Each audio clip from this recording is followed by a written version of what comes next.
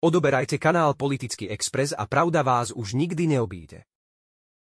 Američania o nej niekedy hovoria ako o ženskej verzii ex-prezidenta USA Baracka Obamu. Hoci tým vzdávajú hold jej veľkosti a Barack je jej dobrý priateľ, ona túto prezývku vyslovene odmieta. Nesiem vlastné posolstvo, argumentuje. Moja matka mi často hovorila, Kamala, môžeš byť prvá, kto urobí veľa vecí. Uisti sa, že nie si posledná. Kto je žena, z ktorej má strach aj Donald Trump? Kamala Harrisová dokazuje, že má vážny záujem o pozíciu najsilnejšej ženy sveta. Ak by ste čakali zdržanlivú ženskú politiku štýlu Zuzany Čaputovej, ste na omyle. Bývalá právnička si servítku pred ústa nedáva, ani keď sa jedná o jej najväčšieho súpera. Počas mojej kariéry právničky som pracovala s páchateľmi všetkého druhu. Predátori, ktorí zneužívali ženy. Podvodníci, ktorí okrádali spotrebiteľov. Klamári, ktorí porušovali pravidlá pre svoj vlastný prospech. Takže ma počúvajte, keď hovorím, poznám tie typy, ako je Donald Trump. Poznám tie typy a mala som dočinenia s ľuďmi, ako je on, dodala. O Kamale sme toho do minulého mesiaca veľa nepočuli. Hovorí sa, že verejne v mene Joe Bidena veľmi nevystupovala, aby nenastali ešte väčšie pochybnosti o jeho spôsobilosti výkonu prezidentskej funkcie. Po ostrej júlovej predvolebnej debate s Donaldom Trumpom však už aj samotný prezident snáď tušil, že jeho dni na tróne lídra štátov sú spočítané. Verbálne medzery a slabé argumenty na drzého republikána s podrezaným jazykom nestačili a debata skončila 1:0 pre Trumpa. O niekoľko dní neskôr Biden oznámil svoje stiahnutie z kampane za znovu zvolenie a podporil kandidatúru Harrisovej na prezidentku. A tu začína príbeh ženy, o ktorej sa za pár hodín dozvedel celý svet.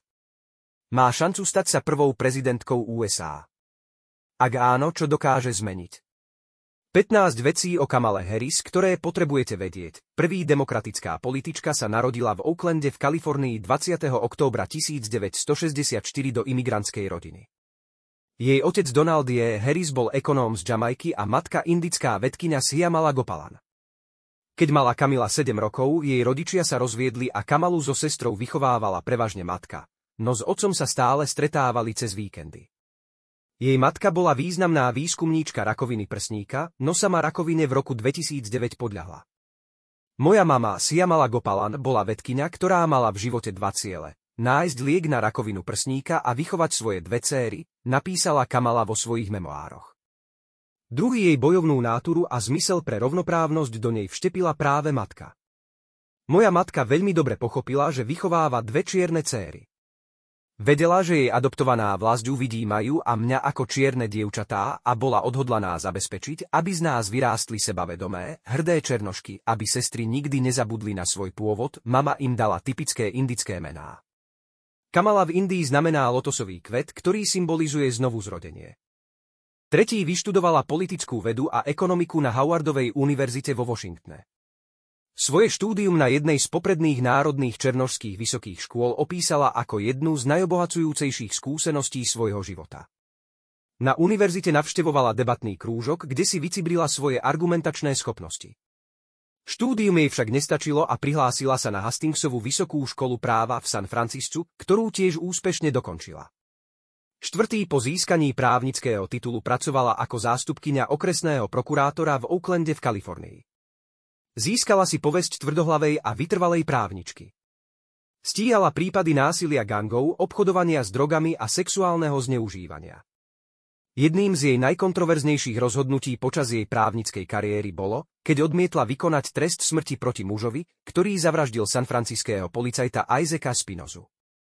Neskôr vyjadrila osobný nesúhlas s trestom smrti a dala predvolebný sľub, že ho nikdy nebude podporovať.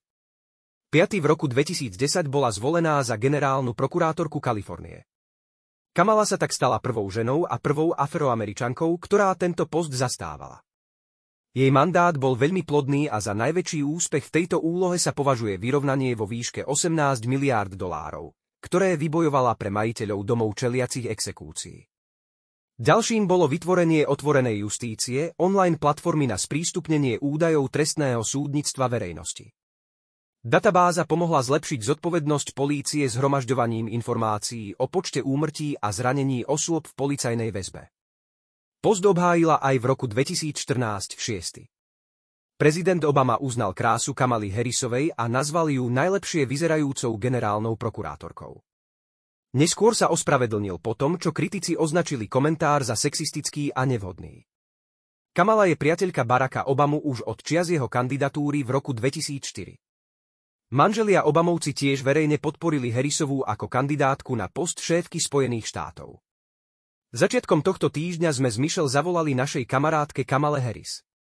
Povedali sme jej, že si myslíme, že z nej bude fantastická prezidentka Spojených štátov a že má našu plnú podporu, napísal 26.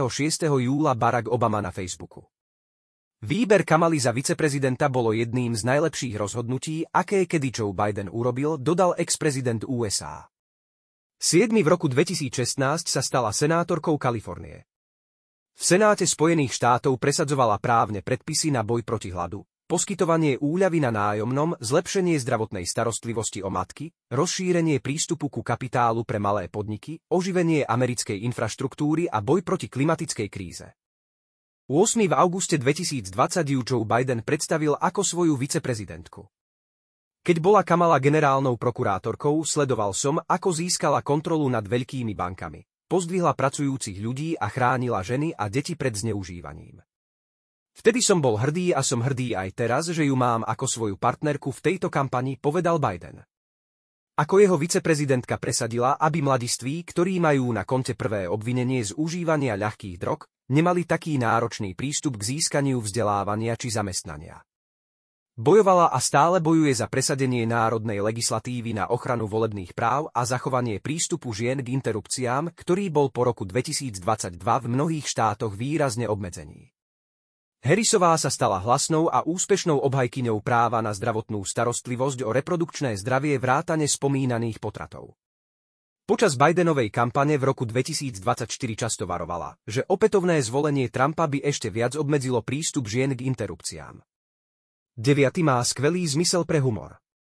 Vo videu, ktoré zverejnila na svojich sociálnych sieťach v roku 2020 po víťazstve Bidena vo voľbách, so srdečným smiechom telefonuje s Bidenom, dokázali sme to, čo. Budúci prezident Spojených štátov amerických. Jej priateľka Rosario Richardson o Harrisovej hovorí ako o veľmi veselej osobe, ktorá sa stále smeje a má výborný zmysel pre humor. Aj vďaka svojmu dôvtipu podľa jej slov v univerzitnom debatnom krúžku excelovala. 10. svoj prvý spor vyhrala, keď mala len 12 rokov.